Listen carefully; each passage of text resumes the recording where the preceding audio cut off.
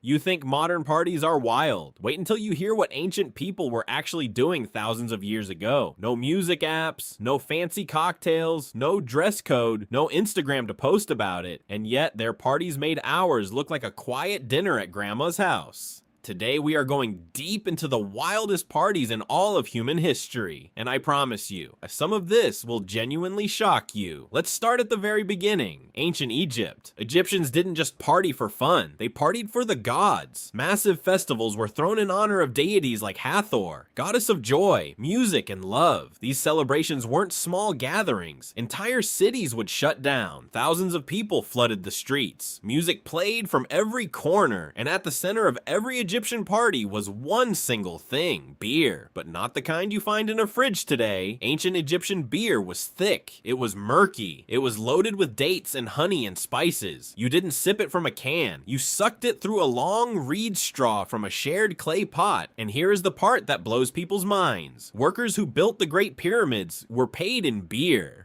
Not gold, not silver, beer. About 4 to 5 liters per day per worker. So the most iconic structures in human history were literally built by people who were slightly drunk. Let that sink in. Now let's move to ancient Greece. And things get even more interesting. The Greeks invented something called the Symposium. The word literally means drinking together. Sounds harmless. It was absolutely not. Rich Greek men would gather in a special room called the andron. They would lie down on cushioned couches arranged in a circle. Servants would pour wine, and then the real night would begin. But here's the twist that most people don't know about. Someone was chosen as the symposiarch, the master of the drinking for the night. He decided everything, how strong the wine was, how fast people drank. He would set challenges, recite this poem, answer this riddle, finish this cup, refuse, and you were publicly humiliated in front of all your peers. Between the drinking, they debated philosophy, they discussed politics, they competed in poetry, storytelling, and wordplay. Some of the most important ideas in Western history were born at these parties. Socrates attended them, Plato wrote about them, Aristotle theorized about them. Imagine debating the meaning of life while someone keeps refilling your wine cup. That was just a normal Tuesday for the ancient Greeks. But now